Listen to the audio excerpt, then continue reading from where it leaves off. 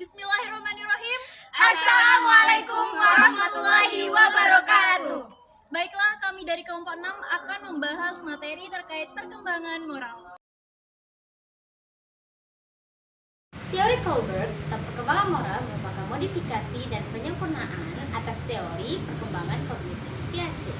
Menurut Kohlberg, perkembangan moral adalah proses individu mengembangkan pemahaman tentang nilai-nilai dan pandangannya terhadap yang benar dan yang salah dalam berbagai konteks sosial dan etika.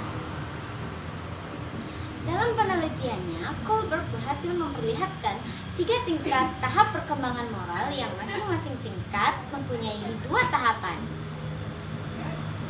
Tingkat pertama, moralitas prakonvensional, merupakan tingkat paling rendah. Tahap kedua yaitu individualisme dan tujuan. Penerapan moral atas imbalan atau hadiah dan kepentingan sendiri. Apa yang benar adalah apa yang dirasakan baik dan yang dianggap menghasilkan hadiah. Tingkat kedua yaitu moralitas konvensional. Tingkat kedua atau menengah. Tahap ini individu mentaati standar-standar atau internal dan eksternal tertentu.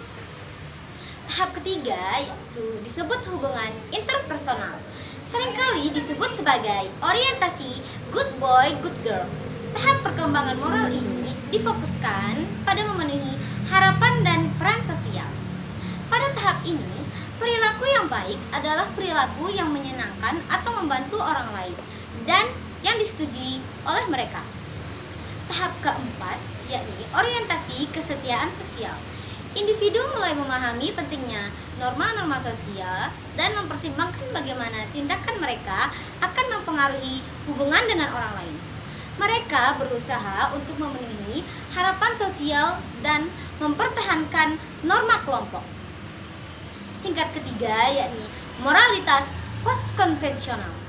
Tahap kelima, orientasi kontrak sosial. Individu pada tahap ini mulai mempertimbangkan nilai-nilai hak asasi manusia dan prinsip-prinsip abstrak seperti keadilan. Dan tahap yang keenam adalah orientasi prinsip etika universal. Ini adalah tahap tertinggi dalam perkembangan moral menurut Kohlberg. Individu pada tahap ini mengikuti prinsip moral abstrak yang berlaku universal, seperti prinsip keadilan, bahkan jika itu berarti melanggar hukum atau norma sosial yang jika dianggap tidak adil. Menurut Kohlberg, dalam penelitiannya telah menunjukkan bahwa hanya sedikit orang yang mencapai tahap keenam ini. Baiklah, selanjutnya perkembangan positif dan negatif. Nah, perkembangan positif adalah perkembangan yang sesuai dengan teori Kohlberg, dan begitu juga sebaliknya perkembangan negatif adalah perkembangan yang tidak sesuai dengan teori Kohlberg. Nah, adapun perkembangan positif anak-anak kelas 3 di MI Nurul Jannah NW Ampenan yaitu yang pertama, anak-anak kelas 3 memiliki antusias sendiri untuk membuang sampah pada tempatnya, karena pada dinding sekolah dan kantin terdapat tulisan yang menghimbau mereka untuk membuang sampah pada tempatnya, dan ini sesuai dengan tahap pertama perkembangan moral Kohlberg. Kemudian yang kedua, anak-anak kelas 3 sudah mampu untuk berbagi makanan dengan teman yang lain, dengan harapan temannya juga akan melakukan hal yang sama, dan ini sesuai dengan tahap kedua perkembangan moral Kohlberg.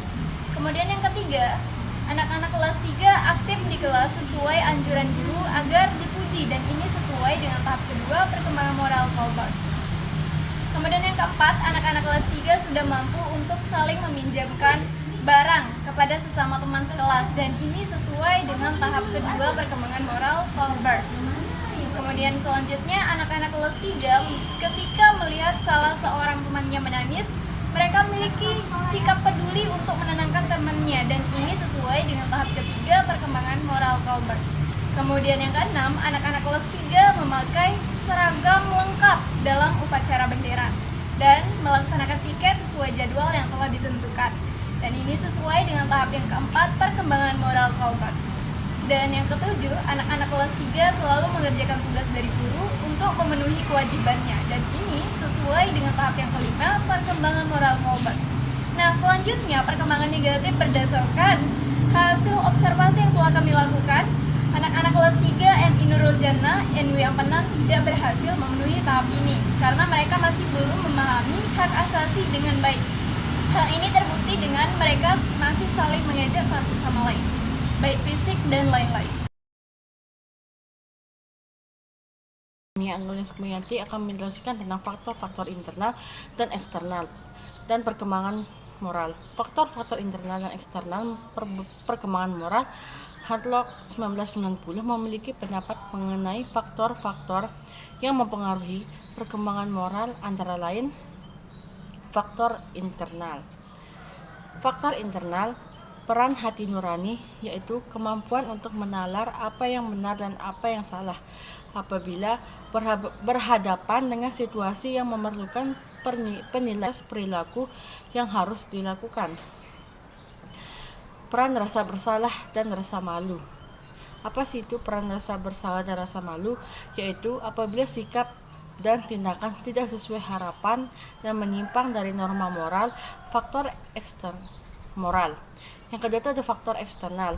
Peran interaksi sosial, memberikan kesempatan anak mempelajari dan mengaplikasikan standar perilaku atas dasar persetujuan lingkungan sosialnya seperti keluarga, sekolah, masyarakat, dan dalam interaksinya dengan orang lain. Ada lingkungan rumah. Lingkungan rumah sangat berpengaruh pada tingkah laku anak karena sikap-sikap orang yang berada di dalam rumah. Orang tua harus menciptakan suasana keramahan, kejujuran, dan kerjasama sehingga anak selalu cenderung untuk melakukan hal-hal yang baik serta mendorong terjadinya dialog tentang masalah nilai-nilai moral. Ada juga lingkungan sekolah. Lingkungan sekolah adalah corak hubungan antara anak dan guru atau murid yang lain akan mempengaruhi nilai-nilai moral yang masih mengalami perubahan. Kegiatan-kegiatan yang ada di sekolah dapat membuat murid-murid memperoleh kesempatan untuk berlatih dan mengembangkan nilai-nilai moral. Sekian dari saya.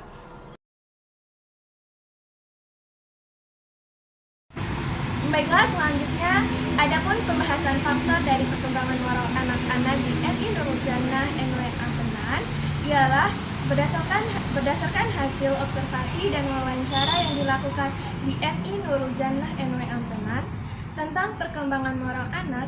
Ada beberapa faktor yang mempengaruhi seperti peran hati nurani, peran rasa bersalah dan rasa malu, peran interaksi sosial atau lingkungan rumah, dan lingkungan sekolah sesuai dengan pendapat dari Purwo. Baiklah, di sini ada peran hati nurani.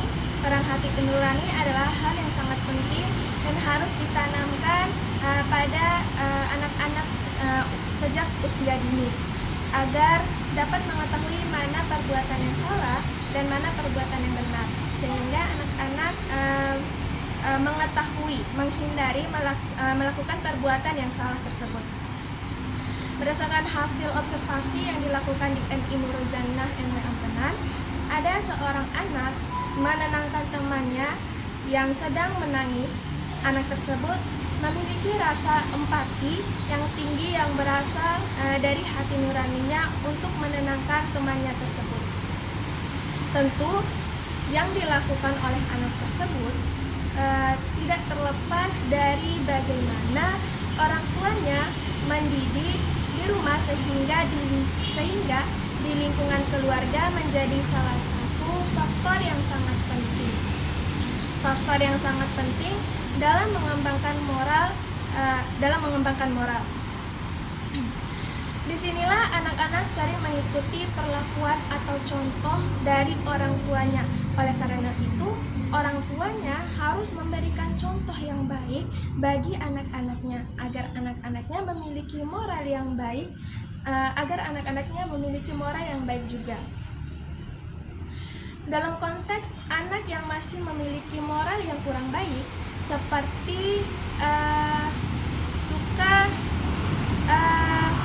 masih memiliki moral yang kurang baik, seperti yang suka mengejek temannya tanpa izin, mengambil pulpen temannya tanpa izin, ketika ditanya alasannya melakukan hal tersebut, ia menjawab hanya bercanda saja.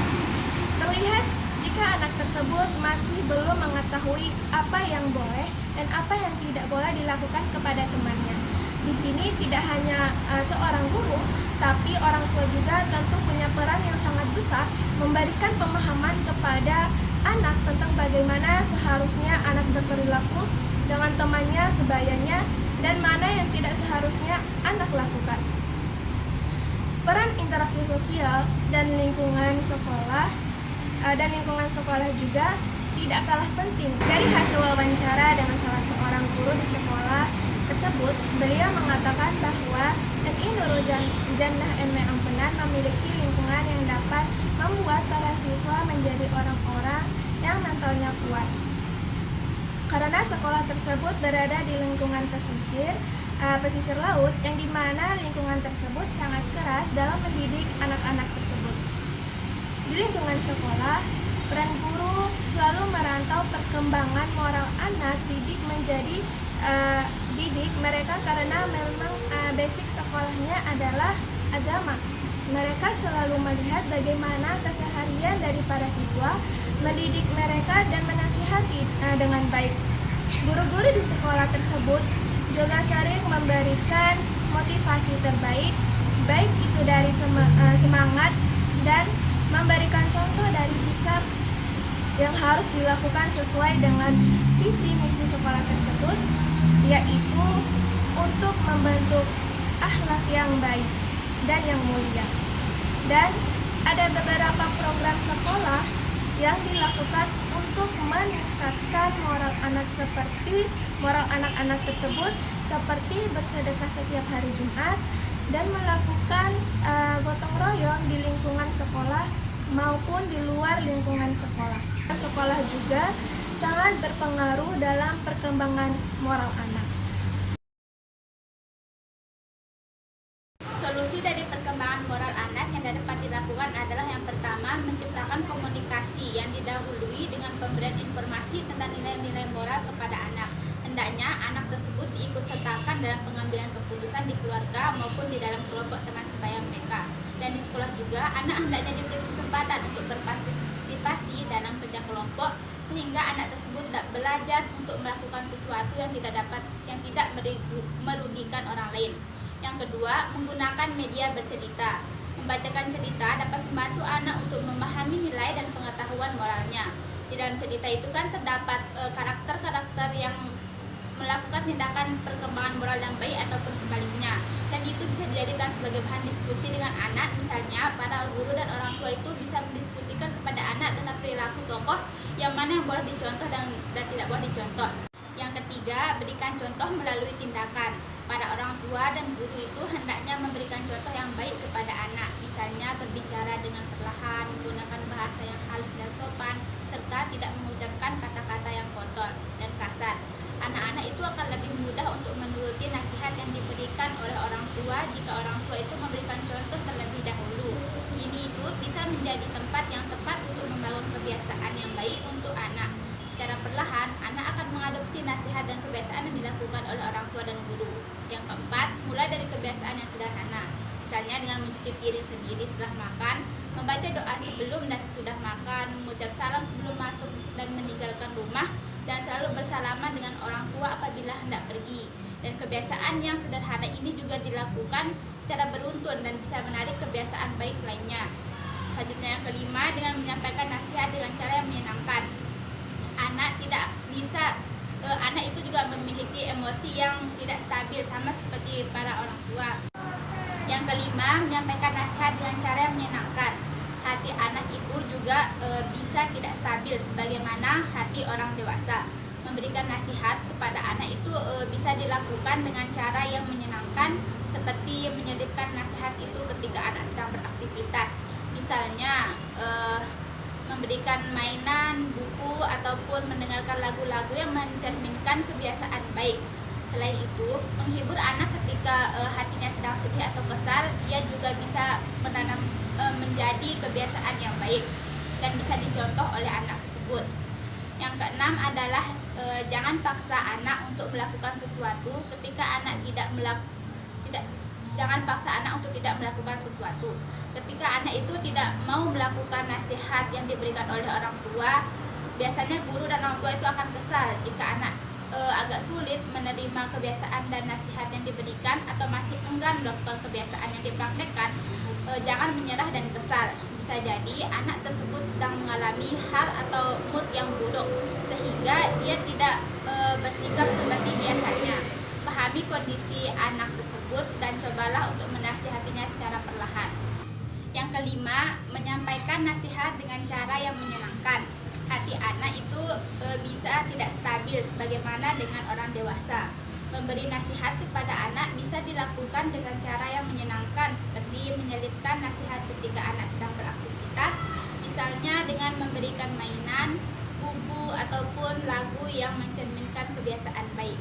Selain bisa menghibur anak ketika hatinya sedang sedih atau kesal, itu juga bisa menanamkan kebiasaan yang baik kepada anak.